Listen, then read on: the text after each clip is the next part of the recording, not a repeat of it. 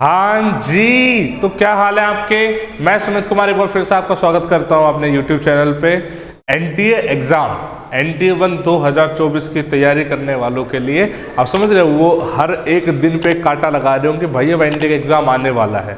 जैसे जैसे एग्ज़ाम नज़दीक आएगा वैसे वैसे थोड़ी सी टेंशन बढ़ती है, जो प्रॉपर प्लानिंग है वो कहीं ना कहीं मिस हो जाती है। आज की वीडियो में हम बात करेंगे कि आपका अब जो स्टडी प्लान है वो किस तरीके से रहना चाहिए, कौन कौन सी बुक्स आप फॉलो कर सकते हो, प्रैक्टिस क्वेश्चन, मॉक टेस्ट वगैरह आप कैसे दे सकते हो। इसका कंप्लीट एक वीडियो बनाने की मैं कोशिश कर रहा हूँ। जो मुझे सही से रिसोर्सेज लगेंगे मैं वो भी बताऊँगा और किस तरीके से एग्जैक्टली आपको पढ़ना चाहिए उस पर मैं बातचीत करूँगा। वीडियो को एंड तक देखना, आपको बहुत कुछ सीखने को मिलेगा।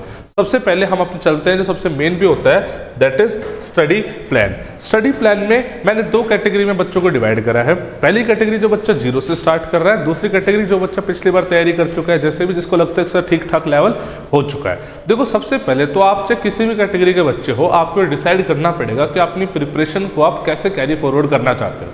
बहुत बच्चे ऐसे होंगे जो ऑफलाइन करना चाहते हैं, बहुत बच्चे ऐसे होंगे जो ऑनलाइन करना चाहते हैं। सबसे पहले तो इस चीज को आप एक मतलब वो करो। मैं ये नहीं कह रहा हमारे साथ ही ऑफलाइन या ऑनलाइन करो, मैं बस ये कहना चाह रहा हूं कि आप सबसे पहले डिसाइड कर लो कि आपको ऑफलाइन तैयारी करनी है या ऑनलाइन तैयारी करनी है। भाई सिंपल सी बात है। अगर आप ऑफलाइन तैयारी करना चाह रहे हो तो भाई आपको कुछ नहीं करना, जहां भी आप तैयारी करना चाह रहे हो वहां पहुंच जाओ एंड जिस हिसाब से वो पढ़ा रहे हैं चुपचाप उस शेड्यूल को फॉलो करो।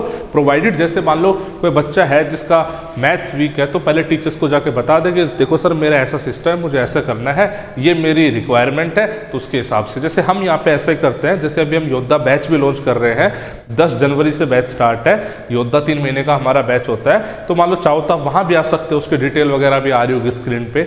मान लो वहाँ नहीं आना, कहीं और जाना है तो वहां भी जा सकते हो। लेकिन सबसे पहले तो डिसीजन लो कि आपको करना कैसे है, और उसके बाद उस इंस्टीट्यूट पे आपको डिपेंड होना पड़ेगा। अपनी रिक्वायरमेंट पहले बता दो कि ये हमारी रिक्वायरमेंट है, इसके हिसाब से मुझे चाहिए, तो उसके हिसाब से बताएं कि आपको इन चीज़ों को ऐसे से पढ़ना चाहिए। हम तो यही करते हैं अपने LWS में, हम यही करते हैं। जैसे इस बच्चे की मैथ वीक है तो उसको बता देते हैं भाई तुझे मैथ में ये पोर्शन करने हैं, तो GAT पे ऐसे फोकस कर, ये तरीका है। अगर आप ऑनलाइन कर रहे हो तो इसमें थोड़ा सा डिफरेंस है। ऑनलाइन में क्या होता है कि बेसिकली आपको ना खुद प्लानिंग ज़्यादा करनी पड़ेगी। देखो फर्क है इस चीज़ का, वहाँ पे आपको उसके अकॉर्डिंग चलना है, ऑनलाइन आपको खुद की प्लानिंग करनी है। खुद की प्लानिंग इन द सेंस कि मान लो जैसे कोई भी कोर्स आपने परचेज कर दिया, जैसे LWS के एकलव्य बैच है मान लो, तो वहाँ पे क्या होता है, वहाँ पे टीचर्स आपको पढ़ा रहे हैं लगातार, एक सिरे से दूसरे सिरे तक आपको पहुँचा रहे हैं, लेकिन आपकी प्लानिंग खुद की होगी। उनको नहीं पता कि आप रोज की 4 क्लास अटेंड कर रहे हो या फिर एक ही क्लास अटेंड कर रहे हो, तो प्लानिंग वो खुद करनी पड़ेगी। आपको फिल्टर लगाना पड़ेगा कि आपको मैथ्स में कितने घंटे देने हैं और GAT में आपको कितने घंटे देने हैं, और उसके हिसाब से आपको क्लासेस का डिस्ट्रीब्यूशन करना पड़ेगा। हर बच्चे के लिए सेम स्केड्यूल नहीं होगा, सबकी अपनी अपनी अलग अलग रिक्वायरमेंट और अपने हिसाब से करें। मेरा ऐसा मानना है पर्सनली कि जो बच्चा पहले एक बार तैयारी कर चुका है कहीं ऑफलाइन, तो वो शायद ऑनलाइन प्रेफर करे, और जिसने अब तक कहीं नहीं करी है मतलब अच्छे तरीके से, या मतलब देखो इसमें वो कैटेगरी आती है जो कहीं मान लो ऑफलाइन गया है लेकिन अच्छे से नहीं गया है, राइट, अच्छे से नहीं पढ़ा है तो बात अलग है। लेकिन मान लो कि उसने ठीक ठाक तैयारी करी है, थोड़े बहुत मार्क्स से रह गया है, तो मुझे ऐसा लगता है कि ऑनलाइन अपने अपने कुछ टॉपिक्स को प्रिपेयर कर ले। और जो बच्चा अभी जिसने खास तैयारी ही नहीं करी है, कहीं ऑफलाइन वगैरह जाके पहले एक बार अच्छे से पेपर अटैम्प्ट नहीं करा है, वो ऑनलाइन की तरफ जा सकता है। ये मेरा कॉमन वो है, नॉट नेसेसरी सब पे एप्लीकेबल ही हो। ये तो होगी जो बच्चा जीरो से स्टार्ट कर रहा है। कुछ बच्चा ऐसा भी होगा जो थोड़ा सा प्रिपेयर्ड हो सकता है, वो प्रिपेयर्ड वाला बच्चा ज़्यादा फोकस करे प्रैक्टिस क्वेश्चंस पे। देखो सिंपल सी बात है भाई, देखो जो है सच वही है, बिना प्रैक्टिस क्वेश्चन करे आपका कुछ नहीं होना है, आपको प्रैक्टिस करनी ही पड़ेगी। अब प्रैक्टिस करने के लिए मुझे एक अच्छा रिसोर्स मिला है जिसका लिंक मैं डिस्क्रिप्शन में डाल रहा हूँ। एक अच्छी किताब मिली मुझे, ये ओसवाल पब्लिकेशन की किताब है भाई। ये मतलब अच्छी किताब इसलिए लगी बिकॉज इसमें ना चैप्टर वाइज भी क्वेश्चंस है। जैसे मान लो आप कोई चैप्टर उठाते हैं तो उस चैप्टर वाइज भी PYQs है, PYQ बेस्ड किताब है, बट उसको डिवाइड कर रखा है चैप्टर वाइज भी। नॉर्मली क्या मिलता है, सिर्फ और सिर्फ चैप्टर्स मतलब सिर्फ और सिर्फ पेपर्स मिल जाते हैं प्रीवियस ईयर, लेकिन चैप्टर वाइज नहीं मिल पाता है। तो चैप्टर वाइज आपको पता है कि तैयारी करनी ही पड़ेगी बिकॉज आप सब कुछ तो पढ़ नहीं सकते। तो I found this book good, इसका लिंक भी मैं डिस्क्रिप्शन में डाल रहा हूँ इस वजह से, बिकॉज मुझे लगा कि हाँ ठीक है, मैंने खुद स्टडी करा तो मुझे इसका लगा मुझे ठीक है। जैसे कंटेंट की बात करूँ, ये इनका कंटेंट है। तो सबसे पहले तो बेसिक सा कंटेंट दे रखा है, एनडीए के पेपर भी सोल्ड दे रखे हैं। उसके बाद फिजिक्स के टॉपिक वाइज, अच्छा पेपर के भी ट्रेंड एनालिसिस दे रखे हैं, किस चैप्टर से कितना क्वेश्चन आया, ठीक है। फिर फिजिक्स का ये टॉपिक और इसके क्वेश्चन, ये टॉपिक इसके क्वेश्चन, ऐसे ही हर चीज़ के क्वेश्चन दे रखे हैं, केमिस्ट्री के भी दे रखे हैं, बायोलॉजी के भी दे रखे हैं, और ऐसे ही एक जीएस की बना रखी है, एक इंग्लिश की बना रखी है।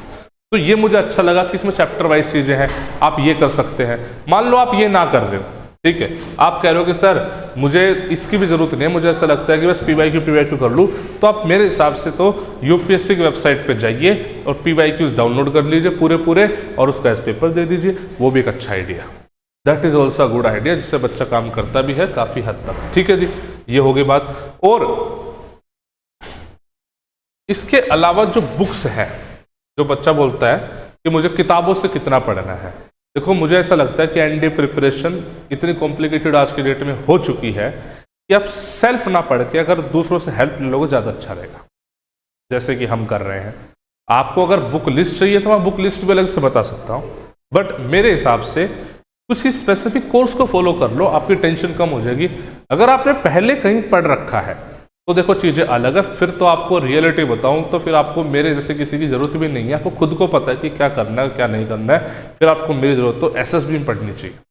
जो बच्चा एक बार पूरी तरह से तैयारी करके और फिर धोखा खा चुका है तो उसको ये एनालिसिस कर लेना चाहिए था अभी तक कि कहाँ पे एक्चुअली मिस्टेक हुई और उस चीज़ पर उसको काम करना शुरू कर देना चाहिए था। और अगर कोई ऐसा भी नहीं कर रहा है, दैट मीन्स उसको थोड़ी सी गाइडेंस की ज़रूरत है, तो उसके लिए हम जैसे लोग होते हैं। तो मैंने आपको एक बेसिक ओवरव्यू देने की कोशिश करी। आप मुझसे पूछ सकते हैं कि सर तो पर्टिकुलरली ये बता दो, ये कैसे करूं, कमेंट्स में बताना, मुझे लगेगा तो मैं उस पर वीडियो बना दूंगा, आपकी हेल्प करने की पूरी कोशिश करूँ। लेकिन सबसे पहले जो मैंने आपको बातें बताई है, इस पर डिसीजन लो कैसे करना है और उसके अकॉर्डिंग फिर अपने प्लान्स एग्जीक्यूट करना शुरू कर दो। ये मेरा आज की इस वीडियो का पर्पस था। बाकी कुछ और डाउट हो तो कमेंट्स में जरूर। ठीक है जी, चलो मिलते हैं आपसे फिर। जय हिंद, जय